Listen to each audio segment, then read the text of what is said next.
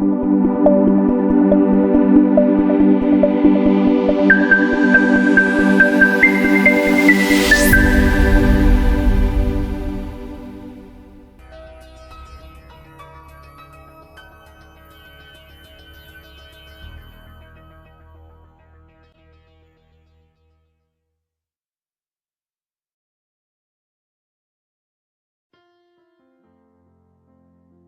Father, we come to you in this hour, asking for your guidance and protection to our virtual gathering today. We thank you for the gift of life, the gift of family, the gift of work, and the gift of friendship.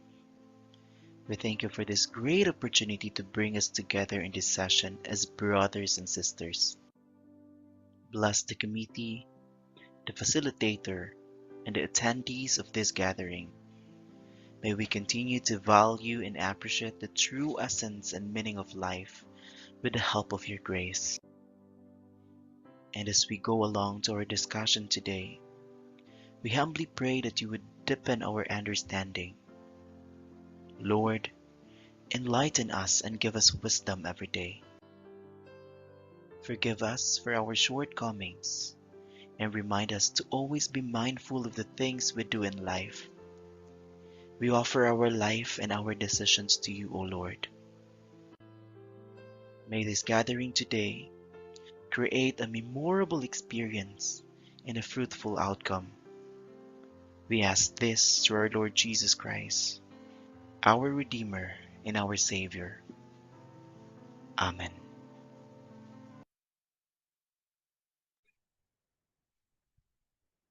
Good day, everyone. Welcome to another upscaling session for faculty. I'm Fred. I will be moderating this session. For this upscaling session today, you will learn how to use generative AI, especially using ChatGPT, in creating higher order thinking skills, learning activities, and performance tasks by providing good prompts to it to generate it from the ChatGPT. So your facilitator today is Assistant Professor Alfie Q. Arcelo, the faculty in charge of Information Quality Assurance and New Programs at the Dr. Mariano C. Lau Global Studies Center of Silliman University. Ma'am Alf, the virtual floor is yours. Thank you, Sir Fred, and good morning to everyone. Mayong buntag sa tanan.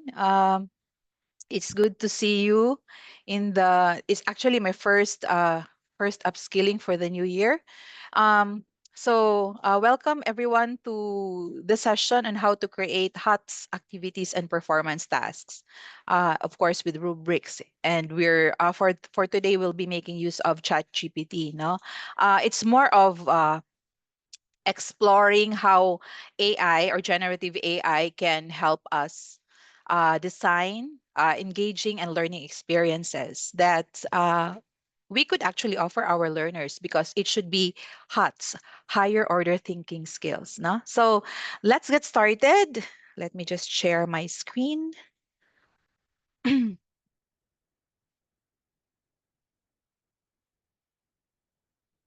Okay. So uh, let's start the ball rolling with how we define HOTS. No, so HOTS is not actually the init that you're thinking, but it's more of it's actually going back to what you call the Bloom's taxonomy. No, because they refer actually to levels of the Bloom's taxonomy that would really be giving out higher order thinking skills. No, so this would mean that this goes beyond just memorization, or maybe just simple recall. No, if we talk about the HOTS, and of course, no, I mean the usual activities that we give, especially for assessment: understanding, maybe, and remembering. So that would mean identifying, enumerating, uh, defining, so on and so forth. They're just called what we call lower order thinking skills. But it doesn't mean that it's not something that should not be done. But for this session, let's try to look into what other activities we could offer our learners, especially with HOTS. No, so in here, no. we focus on the levels of analyzing, evaluating, and creating, especially with HOTS. And just so we'll have an idea of what performance tasks are. I know some of you here are teaching in basic education, so you know that performance tasks are actually part of, especially the quarter. No, it's actually part also of how we grade our basic education learners. But how about for higher education? So higher education, it could just be a term that we make use of, especially if it's like a graded activity, practical exams, or big tasks that we do, especially for our college students. No, and let me just emphasize that um when we talk about the HOTS here for performance tasks, they require students to, it's more of application of knowledge in real world situations. So we will also try to ask ChatGPT later on for activities that would really be in congruence with real world situations, real world problems or scenarios, rather than just simply recalling facts. No, so we could actually also have a turnaround of just simply recalling facts into a more real world situation. How could we do that? No, we could actually make use of ChatGPT for that one. And then these tasks can take also various forms, such as solving authentic problems. So when we say authentic, it goes back to real life situations or real life problems or things that they could apply real life solutions. And then designing projects. No, so designing projects would mean most of the times if it's collaborative. No, nowadays for 21st century learning, projects could be collaborative, are promoted with collaboration, no? And it could we when we engage students in these meaningful activities of performance tasks, we also encourage, deeper learning, no? So we have, maybe we have encountered deepening, no, deepening in our courses or in our subjects. So knowledge deepening could actually be this. No, it could be a performance task, it could be something, it could be a graded activity that's also not that goes beyond just the understanding and the recall. And this would actually help them, this HOTS could actually help them to have better skill development. Okay, so that's just the background of what a performance task is made for basic education and of course for higher education. And let's go directly to the point on how can generative AI, specifically ChatGPT, help us out with HOTS. So in my slides, I have given you ways to use ChatGPT in the classroom, but you could just look into that one because we will focus more on how we could make use of ChatGPT, especially in um, getting or having results for HOTS-based activities, as well as even our assessment rubric. No, so we will try to do that. Okay, so maybe for most of us it's already, I don't know if I am correct to assume this, that we have already made use of maybe generative AI applications such as ChatGPT. And maybe for many of us, we were, especially during the first few months and the first year of ChatGPT, we were frustrated because we didn't get the right results for the prompts that we actually provide ChatGPT. It's like really, yes, we it's like validating. Before, it was like validating that really ChatGPT is hallucinating because it's not giving me the right results from my prompts. No, but um, I have to say this, that we have to understand the nature of a prompt. No, so it's not just even even with like say Google or any search engine, I hope everyone is um, aware that there's actually what you call search operators. No? So where we have search operators just so to guide us on how to search. But it also, if we try to place it in the context of doing it in chat GPT, so there is also what you call prompt engineering. No, it's prompt engineering wherein we try to have the skill of crafting effective prompts to guide us, no, to guide the AI. So not just us, but to guide the AI model, just so we could get the accurate, relevant, and useful responses or specific responses for us, no. And it's a crucial technique like in optimizing AI performance. So we have to really structure our instruction in such a way that it could enhance the clarity, the depth, and the specificity of such outputs that we would want. That's why I have placed also um, they are just examples of prompts that are really well engineered, no? But how would we be able, what are our first steps in order for us to be able to have um, a better engineered prompt, no? A better crafted prompt. So if you look at the bottom, I have placed here, uh, introduce the subject, course, and specific learning outcome of the activity. No, so do we do that? No, so we could actually make use of that one, meaning we have to introduce to chat gpt, I am teaching, like for example me, um I am teaching technology for teaching and learning to second year college students, and I would want them to make or make a lesson plan, no, so it's like the specific learning outcome for the activity.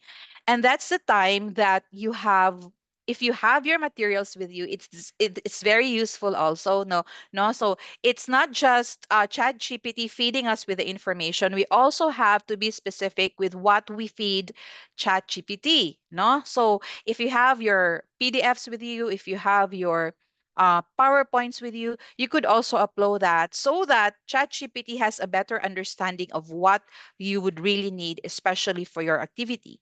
And we have to bear in mind that we have to be specific. We have to experiment and iterate. What does that mean? No? Um, if the first response isn't ideal, it's not to our liking, no, then we might tweak the prompt. So we experiment, then we tweak the prompt, and then we try to see how it goes, the response of ChatGPT. And the last thing is we have to encourage critical thinking with the use of ChatGPT to generate ideas but validate them. So let me just also go back to critical thinking, that prompting is actually a skill already, no? Prompting is a skill that is connected to critical thinking skills, no? It's not just for our students to be good in prompting so that they could also practice their critical thinking skills, but it's also something that teachers like us would need, especially because prompting whatever we need from ChatGPT would also develop our critical thinking skills. So let's start the ball rolling. Let's just try to have or navigate or something like this, but I will just show you more slides so that we could have like a hands-on later on, no. So moving further, so how do we create HOTS, especially with ChatGPT? Let me also remind everyone that in HOTS we also would instill, or we could incorporate what we call uh, active learning activities, no, active learning activities. And the triad um that would include active learning is more of inquiry based learning, problem based learning, and project based learning. Maybe all of us already has an idea of project based learning. Yeah, um we make use, or we let them do their projects, but how do we engage our students to the extent of projects that would really say create real world solutions and innovative products or outputs. No, so that's what we call project based learning with HOTS. And when we talk about um, problem based learning with HOTS, no, problem based learning, when we hear the word problem, siguro it's for koan science or math, no, but it's not exclusive for science and math, because when we talk about problem based learning, it's actually real world problems that would require analysis and reasoning and justification. So try to see these prompts. You could actually also experiment these prompts on your own. Like for example, you would introduce the the course that you have uh, placed or you're teaching, and then you could also introduce this type of prompts if you need a problem solving activity, if you need like a real world case scenario or case study. So this could be sample prompts that you could try out later on.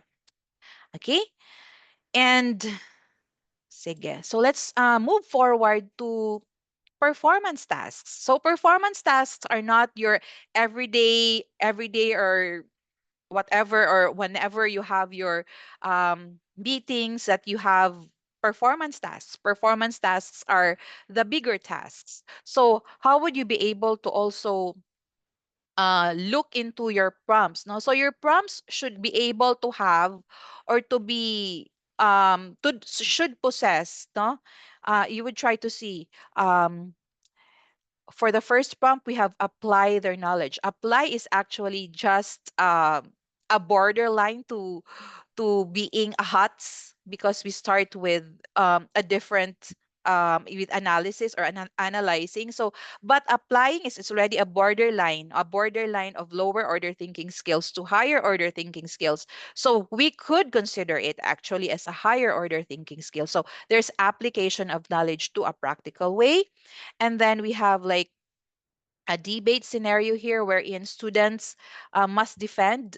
So how would I as a teacher consider that as if it's a hot or if it's a hots or a lots? It's actually a hots because students must defend different perspectives, and it's more of evaluating uh, requirement or evaluate it requires evaluation, judgment, critical thinking, and justification. And then for the third one, it's collaborative groupings, no? So in for collaborative groupings, it's really making of you have to analyze on what needs to be done in a project. You also have to break down your ideas. So definitely it's HOTS. And then creating, no? The word creating is actually something that's ultimate when it comes to HOTS. So therefore, that prompt also would give you an idea that it's getting a HOTS activity. And lastly, we have let me see. Sige, creating an authentic assessment task. When you say again authentic, it's very timely that we make use of authentic um, assessment tasks, that because we can connect it to real life situations or real world challenges, no, um, with authentic assessment. Okay,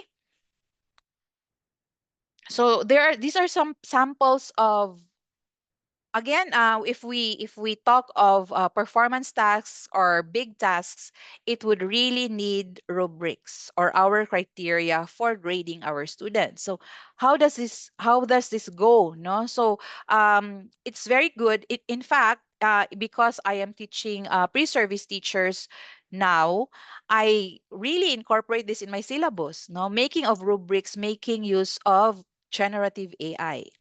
But what's more important to this one is you have to add what you call contextualization, no? Because again, everything that AI gives us, the results that AI gives us, should be tailored specifically to our learners, no?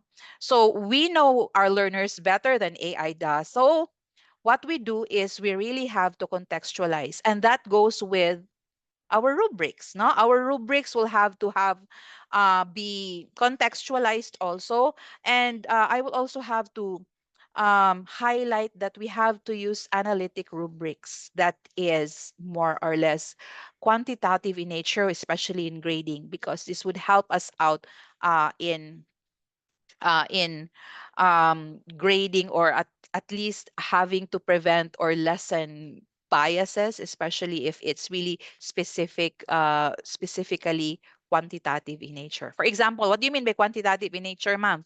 Like for example, grammar and spelling. No, grammar and spelling. So maybe the perfect one would be no errors at all or no mistakes for grammars and spelling.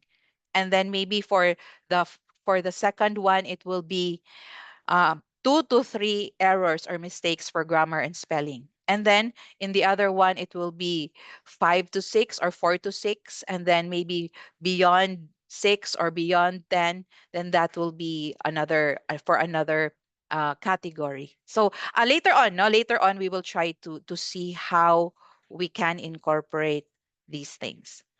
Okay. So are we still are we still there? Is everyone still doing well? Maybe you could give me a thumbs up there if you're still with me, or maybe you're already busy with ChatGPT and how you would be able to make use of these prompts. Don't you worry, Sir Fredley will provide you with the slides if you need the slides for reference later on. All right. Sige. So before I reveal to you, it's not really a reveal, but it's more of before we go to our hands-on activities, no? So let me just give you the important points on what needs to be evident in our prompt, especially for our performance tasks. Now, don't you worry if you feel like, am I giving too much information to ChatGPT? No, maybe we have that apprehension, but I tell you, the more information that you give to ChatGPT, the better results you would actually get from it. Why?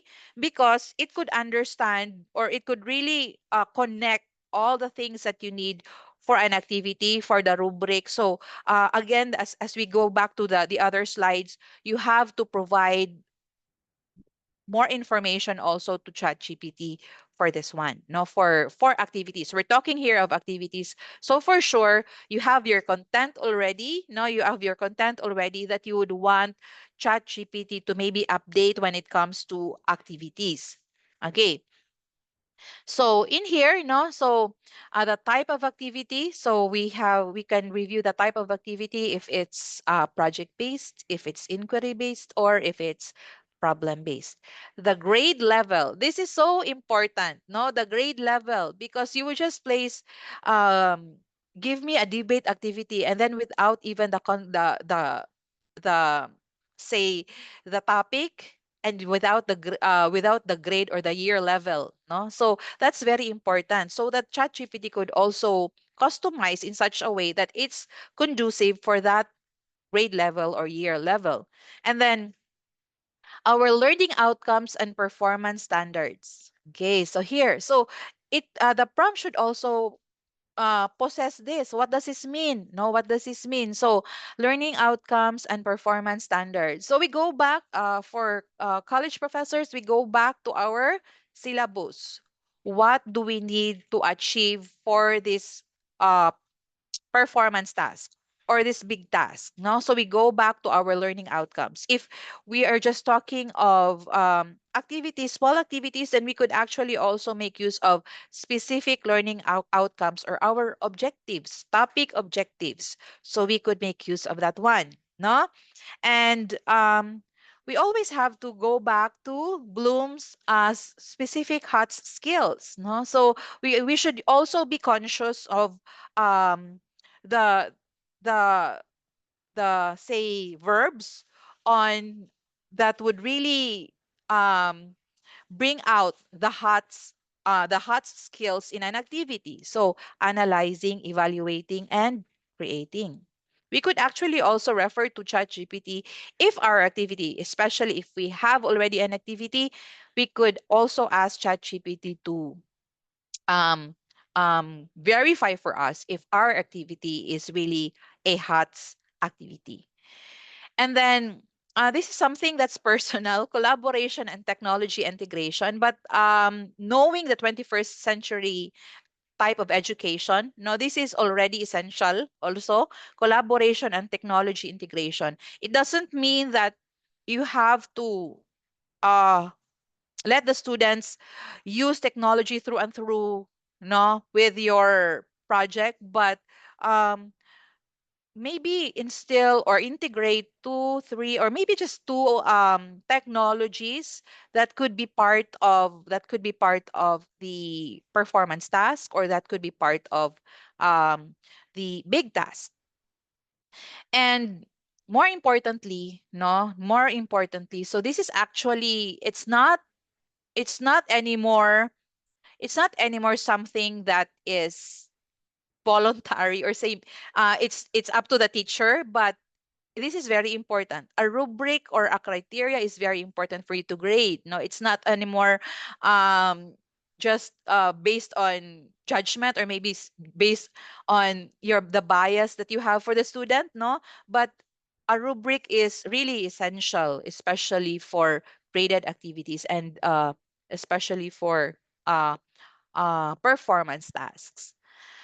Okay, so um let me reveal to you the template. But again, this template is just, it could be just for me. It could be something that could be useful to you. No, it could be useful to you, but in a different way. You could actually tweak it. You could actually also experiment with it later on. No, so in here we have here a template for creating HOTS activities. Aside from the fact that you actually also have to introduce the subject or the course that you are teaching, no, um you have to place the type of activity, there's that grade level, and then the learning outcome, the objective or the specific learning outcome for you. And then there's already that um specific hot skills, if you might need that, no, or if you'd really emphasize that it should be a hot skills, you could also include that. And because we are into authentic assessment, no, we have to also include real world applications of such activity. And again, we have to also incorporate collaboration or technology integration. And we must not forget in our prompt also um, to provide a detailed rubric with assessment. So I usually place provide a detailed rubric, or provide an analytic rubric with assessment with that's quantitative in nature, with assessment criteria. Okay, so with that said, let us start. Let me just stop sharing my screen.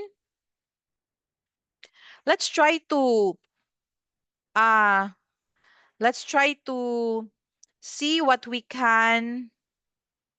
uh, what we can do, or what we can place in our chat GPT.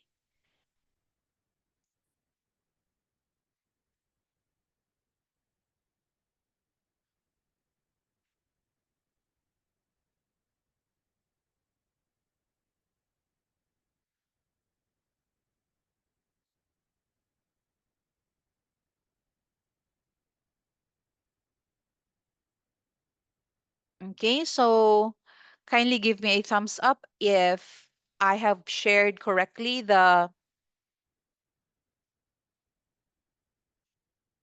let me just,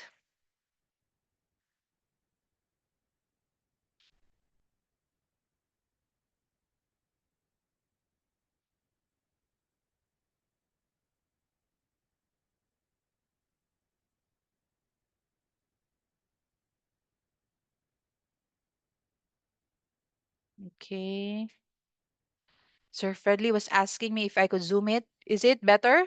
Yeah. So that's actually a free ChatGPT. We don't need the paid one. We could actually make use of our ChatGPT.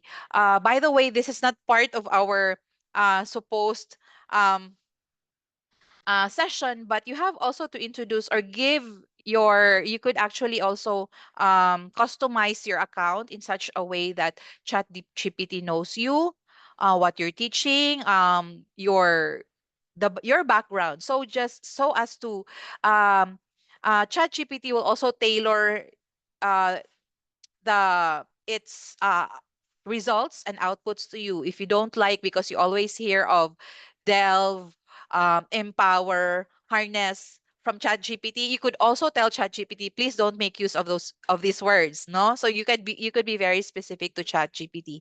So it's like really building rapport. I've also shared this to other educators that you also have to build rapport with ChatGPT. No, so it's really like also knowing somebody. So it's also ChatGPT also has to know you, so to give you better results. Okay, so let's start with what we need to do. Like for example, I am teaching pre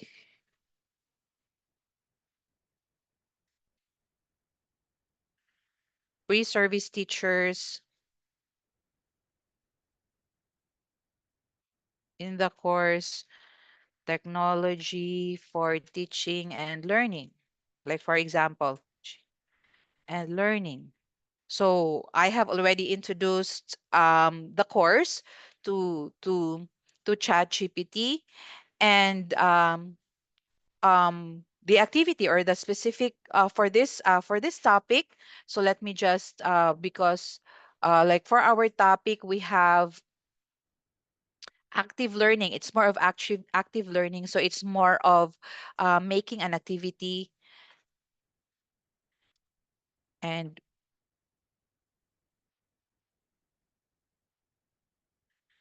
need to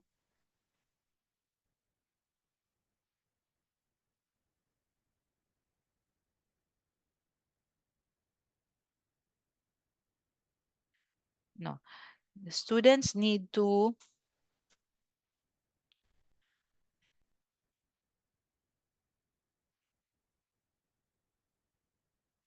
need an activity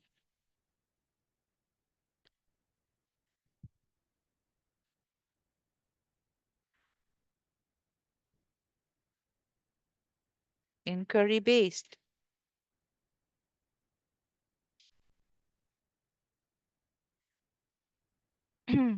for that.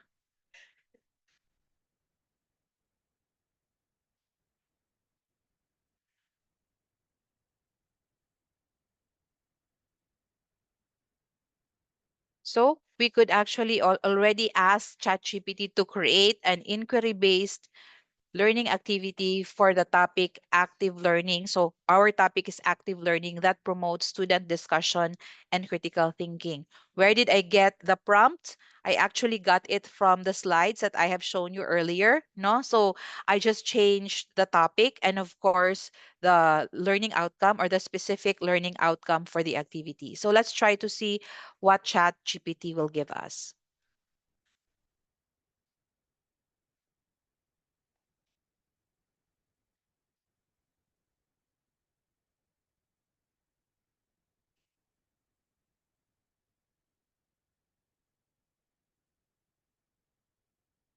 Okay.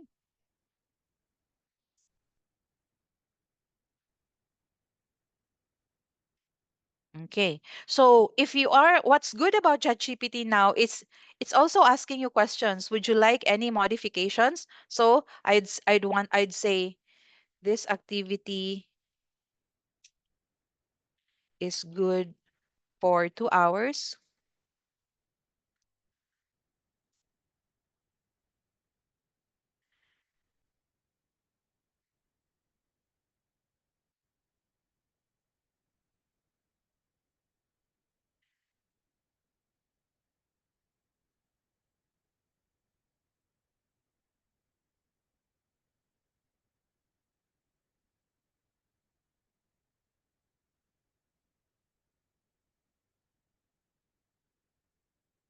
Okay. So again, this is actually where we instill being specific, being more specific.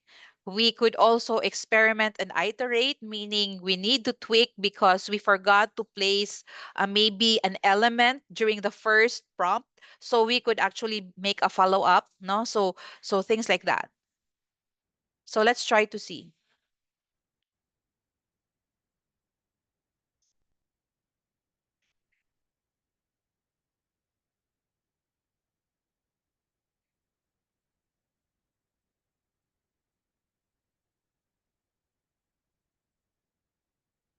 Okay.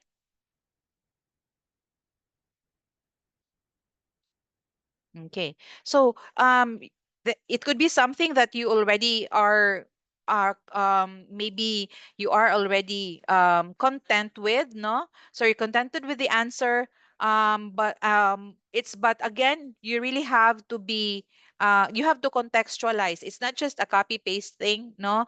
By the way, because of our AI declaration form, there's more we are more a bit we're not anymore that holding back, especially with the use of AI. But we also have to reiterate, especially in our AI declaration form, that it's not really we discourage copy pasting because it's not really copy pasted. So again, anything that we get from ChatGPT should, or the prompts that we get from ChatGPT should also be declared in our AI declaration form. Now, for this one, no, for this one, if you are already if you are already contented with it, with this one, you could copy and paste it and then customize it on your own. Maybe skip some parts because you have to focus on some parts of it, or maybe materials are not available for you, especially if you have not specified the type of learning environment that you are in the prompt. So you could also maybe tweak it accordingly, or on how the the content and the learning environment will be. At the same time, you could also customize it in such a way that it will fit your learning environment. Okay, so another one is we could also if we look at say a performance task, no, a performance task that's say just a big task, not just a big task, not necessarily, because I know when I talk to basic education teachers, when I say performance task, they're already thinking of the performance task that they're doing every quarter. But when we say performance task, it could be just a big task. So let me just also give um another uh prompt, no? It's more of collaborative work, no? Design a collaborative group task that integrates technology and requires critical thinking on lesson planning. So I would want because our big task is more of lesson planning. So let me just ask, no, on lesson planning, no? Okay, so let's try to see if it could also give us that.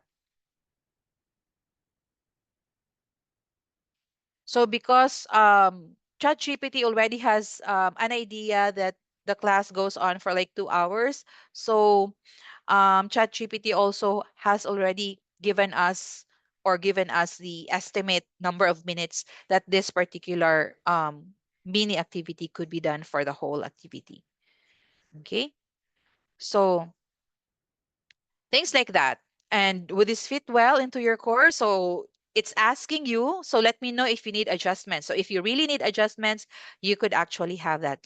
Like for example, I was just looking for it's a collaborative activity. So I would want also peer evaluation. So peer evaluation, I don't have to I don't have to start from scratch. So what do? I again ask ChatGPT, please create a peer assessment rubric for me.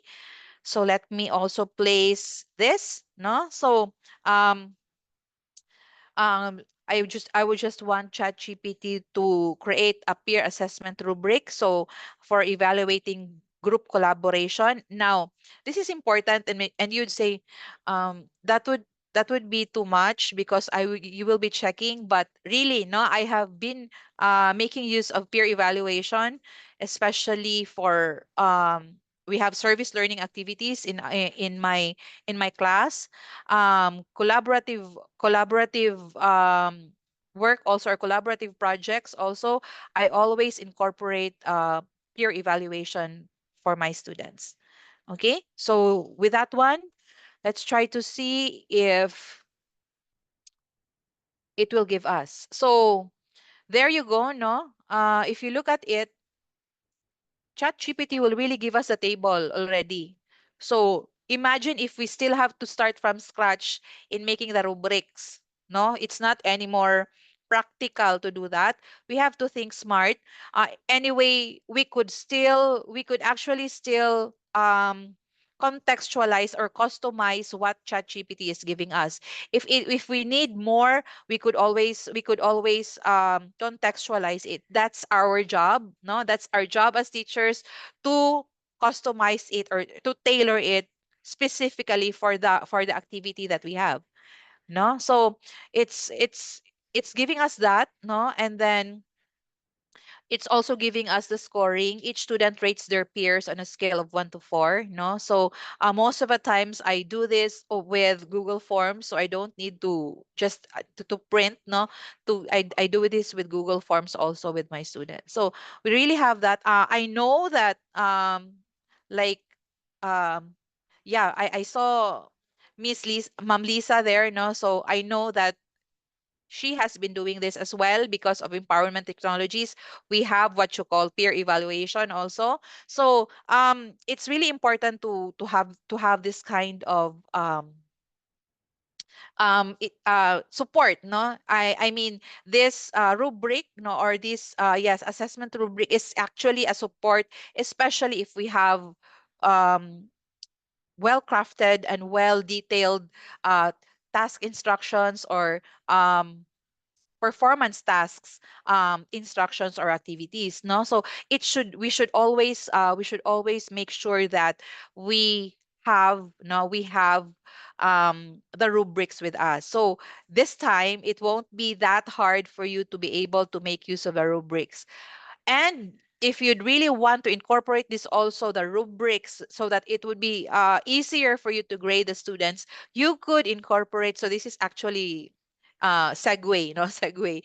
You could incorporate your rubrics in My Soul. So there you could just click on, and then it actually gives the score, or it computes the score for you, no? So that's how say it makes our life easier if we really, if we practice these things. If we practice these things, then it could help us, because it could make our lives easier. Okay, so going back to prompting, no? So let me just prompt the last one. The remember the prompt that I have given you for performance task. The one prompt that would really have all the components in it, no? So I made um I made a prompt. This is actually for grade 3 students, no? And I had to like open a science curriculum guide for grade 3 students on how a teacher could actually um, give a performance task, no, for grade 3 science students. So let me just paste the prompt, no? So this is actually something that we had earlier. So create a problem-based activity. So it's a problem-based activity for, so I'm specifying that it's for grade 3 students, that focuses on grouping common. So this is already grouping common objects found at home and in school according to solids, liquids, and gas. This is their learning outcome or their performance standard. No, learning outcome may be very common for college professors because that's what they use. But for basic education, it's more of our performance standards, our competencies, no, or our specific learning outcomes, or our content standards. So in here, so I have also indicated their performance standards, which is grouping common objects found at home and in school according to solid, liquids, and gas. Is it authentic? Can you say it's authentic? Going back to authentic assessment, authentic activities should be real world, real life based, practical in a sense. No, so for a grade 3, that should be practical because they would be able to classify, no, in their house or in their environment, um, what are solids, liquids, and gases. No, and the activity should require students to create an output. So they need an output for this one and include real world applications of such a project and use technology integration in doing the project. So for grade 3, no, how will they be able to make use of that one? Additionally, additionally, provide a detailed rubric with assessment criteria. So never forget that. If you'd want a detailed activity, always ask also for the rubric or your criteria. Okay, so let's try to see what ChatGPT will give us. Okay, so this is something that is actually doable. No, like for example, Google Slides, Padlet, Canva, or Flip. Whatever is available. Like for example, for us here in Siliman, what is available is Canva or Google Slides or PowerPoint. So pwede, no? It's doable. But if it's not doable, then you could also tell ChatGPT that we don't have these can we incorporate, like for example, maybe Manila paper or something like that, or maybe just take pictures of these things, no? So you could also ask ChatGPT for that one. Okay. So what's good about it is the scenario is given to you, not just like an instruction, the usual instruction that we're used to. So like it's customized for grade 3, no? So the problem also is said to them in grade 3 manner. So oh no, a science physics. So it's something like that, no? And you can like for example, wala may science museum there is ato. So how would we be able to also bring context to that one? So it's up to the teacher na to contextualize. How would you be able to relate this kind of scenario to your students or to your learners in such a way that it's contextualized, it's tailored to what is available to your learning environment.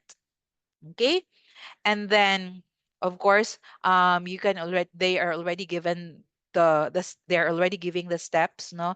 So it's really more of, for them, they have to make their own, it's like a presentation on how they were able to classify or to segregate or whatever, no?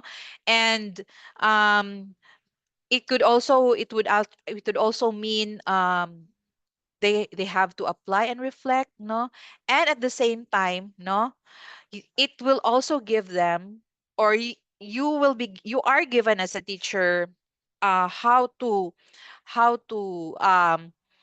explain or how to discuss it to your students in such a way that it is related to real life applications, or it is related to real life challenges or real life scenarios, no? So that one. And then the rubrics. So the rubrics here is accuracy of classification. So you could say, like for this one, no, accuracy of classification. So you could customize it in such a way that for maybe for good, most objects correctly classified with minor mistakes. So how many mistakes? So you could be very specific. So that's for you, teacher, to contextualize, no? How many mistakes? 3 to 4 mistakes. For satisfactory, it's 5 to 10 mistakes, or it's really up to you, no? It would really depend on the teacher. So something like that. And if you incorporate this to Soul, so it's already, it doesn't matter. Like, for example, this is supposedly 100 points. Now, 100 points.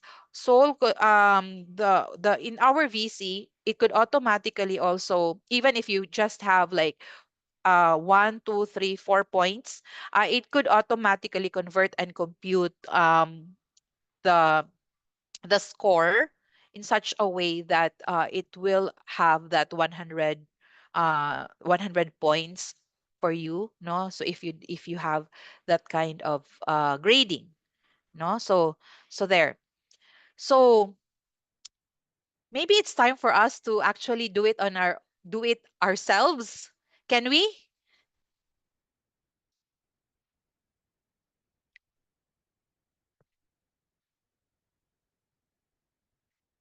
Maybe before I would uh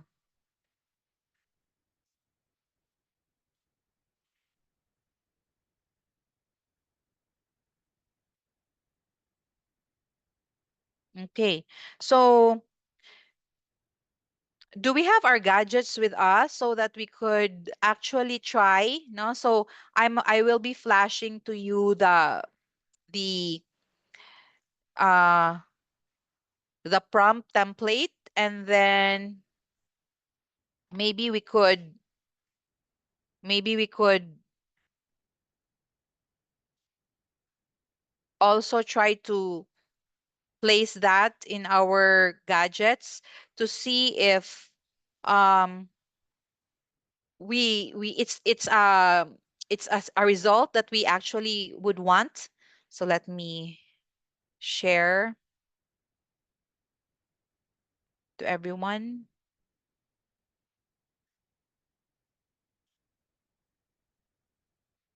Okay. So we could start with, again, create a type of activity for grade level. So again, be specific with your grades, with your students, grade level of your students or year level. And then the learning outcomes. It's very important. The two should actually go together all the time, no? Um, that if without a learning outcome, I mean, it could not be a very sound and valid performance task or a big task activity with HOTS, no? So it's very good to really uh, um, place the objective specific learning outcomes or the learning outcomes for that one.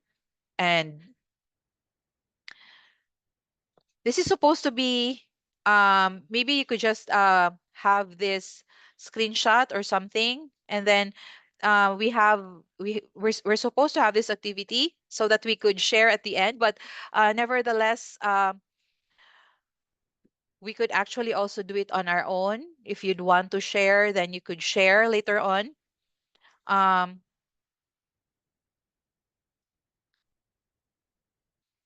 so just takeaways on what we were able to actually look into for today, or what we have discussed, or what I have shared to you today. So to summarize everything, we have learned that HOTS activities actually help our learners develop critical thinking and problem solving skills. No, so these are uh, pillars of 21st century learning, no? Critical thinking and problem solving skills. So we should really go beyond just understanding and recalling. And performance tasks provide really meaningful ways, no, to assess these skills. So it's not just it's really more of the application and beyond, no, application and beyond of what they have learned in terms of knowledge in the topics um, that you have discussed in class, in such a way that they would be able to apply solutions to real world problems that's connected to what you have discussed in class. And well, with the say with the advent of generative AI such as ChatGPT, no, hopefully we could be able to work smart as teachers as well, no, because these activities, I mean, these activities or these things are also practical for us teachers to make use or tap um, technology so that it would make our lives a bit easier as teachers, no? So it's not starting from scratch, but we can always contextualize. So I'm always reiterating contextualize, customize, no? So not everything that ChatGPT would tell us would actually be swak na swak to what our learners would need, no? So the more information you give ChatGPT, the more it is tailored to the type of activity that you'd also um, desire for your students to have. Okay. And lastly, no. So again, this is also very important. This may not be part of HOTS, but we are the bearers of HOTS.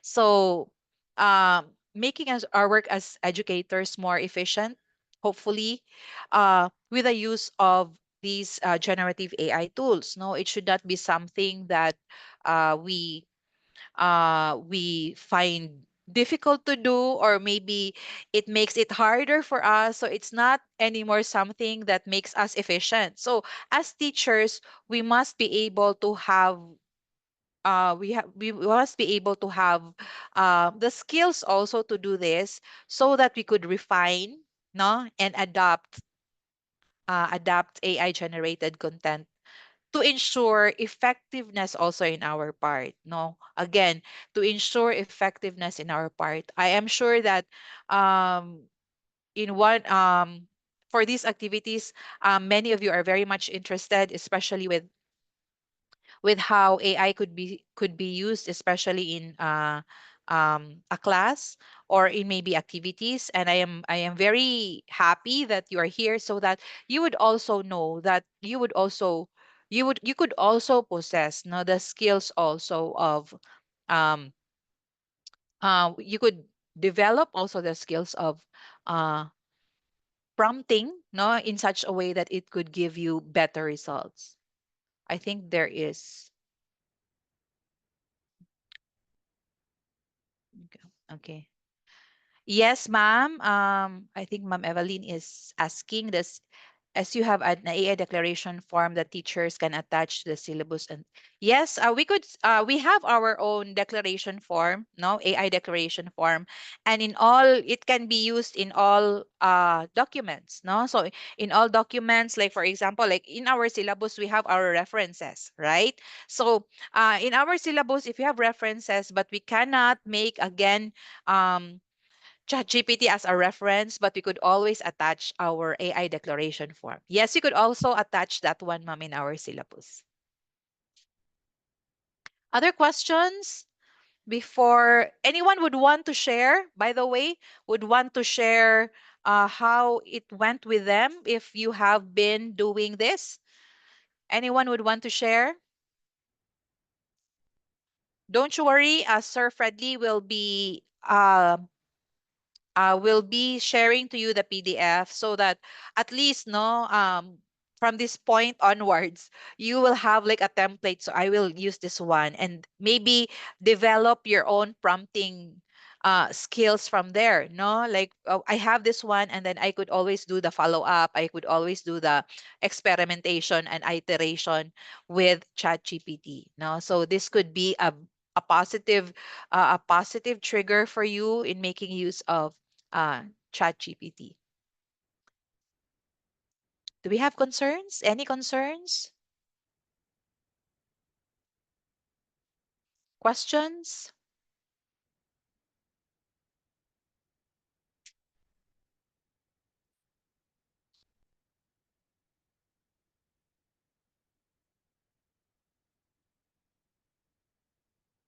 I think there's none. Okay, so or maybe you're really into prompting now that you have already an idea of how to make prompts. And again, no, before I go, I always again reiterate that it's not a copy paste thing.